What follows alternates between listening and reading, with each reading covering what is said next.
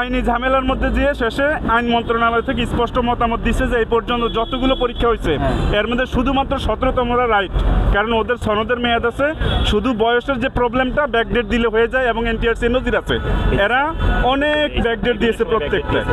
Even আমাদের এই করোনার সময় সরকার 39 মাসে ছাড় দিছে, যেহেতু সারা দেশ ভুক্তভোগী, সকল সেক্টর এটা গ্রহণ করছে, শুধুমাত্র আমাদের ক্ষেত্রে এনটিআরসি এটা করে নাই।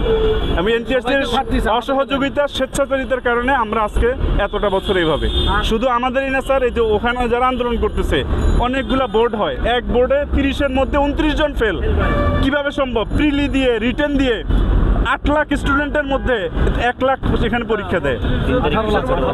আমি তো যতটুকু শুনছি কালকে সে বললো যে 25% মনে ফেল করছে।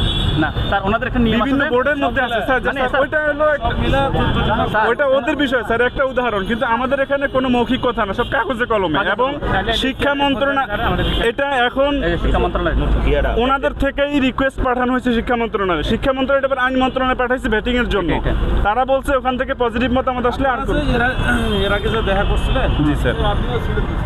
না ইয়েতে সচিবালয়, জি, ওইখানে ওনাদের সাথে একটু কথা বলেন, কথা বলা যে আমরা যে দেখা করছিলাম এই বিষয়টা আপডেটটা কি বা এটার ব্যাপারে আমাদের কি বলতেছে।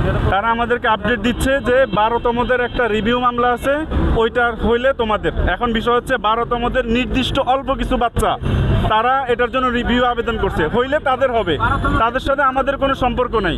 দ্বিতীয় হলো স্যার, দ্বিতীয় হচ্ছে আমাদের এখন আরো 1 বছর মেয়াদ আছে, যদি সনদের টাইম ওভার হয়ে যায় এরপরে আমরা দাঁড়াতেই পারবো না।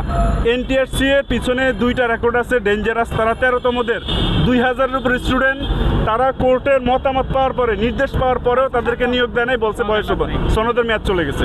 ওই যে আইনি প্রক্রিয়া শেষ হইতে হইতে সনদের ওভার হয়ে গেছে, তখন তাদেরকে ইনভ্যালিড করে দিছে। এরকম 2টা ক্ষেত্রে করছে। আমরা এখন যতটুকু কথা বলতে পারতেছি আমাদের সনদের মেয়াদ থাকার কারণে, এটা চলে গেলে আমাদের সেই মেয়াদ শেষ হবে কবে? এটা আর 1 বছর আছে, 1.5 বছর। কিন্তু ব্যাপারটা হচ্ছে স্যার, আমাদের পরে 2টা কোনো বিজ্ঞপ্তি হয়ে জীবনে আমরা এমন একটা পর্যায়ে আসছি, আমরা প্রত্যেকে যারবার জায়গায় মানে কোনো রকম আঁকড়ে আছি। এইটা কোনো বিজ্ঞপ্তি চলে যাওয়ার পরে আমাদের আর সম্ভব হবে না এটা নিয়ে পড়ে থাকার মতো।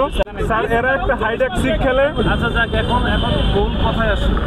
এখন আপনারা যে এখানে আন্দোলন করতেছেন, এখন হচ্ছে ওই যে এর আগে যে কথা বলেছেন, এখন ওনাদের সাথে আবারও কথা বলতে চান।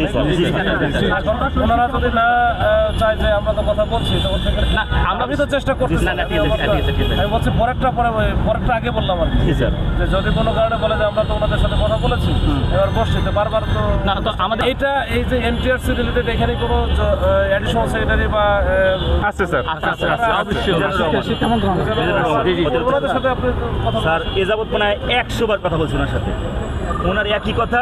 স্যার একটু আমাকে অনুমতি দেন। উনি বলছে সিনিয়র সচিবকে বলেন, ওনার সামনে সিনিয়র সচিবকে বলছি, বলে উপদেষ্টাকে বলেন, স্যারের সামনে উপদেষ্টার সামনে স্যারকে বলছি। এখন হচ্ছে ভাই তারে এখন যে দপ্তর থেকে কাজ করানো হয়, আর ওইখানে যদি ও যদি কনভিন্স না হয় তাহলে জি স্যার, হে যদি কনভিন্স হয় তখন সে কিন্তু ওই উপরের দিকে উনি থেকেই বলবে যে ওই উপদেষ্টার কাছেও যাবে যে স্যার এটা এই বিষয়গুলো এটা ঝুলেছিল, আমরা এর আগে ইতিপূর্বে সিরিজ মিটিং করেছি, করার পরে আমরা তাদেরকে এর আগে বেশ কিছু ইয়েও দিচ্ছিলাম, কী বলা যায়, যে প্রমিসও করছিলাম যে এটা এইভাবে হবে, কিন্তু পরবর্তীতে ওরা আটকে গেছে 12তমর কারণে, অমুক কারণে এটা দেওয়া যায়।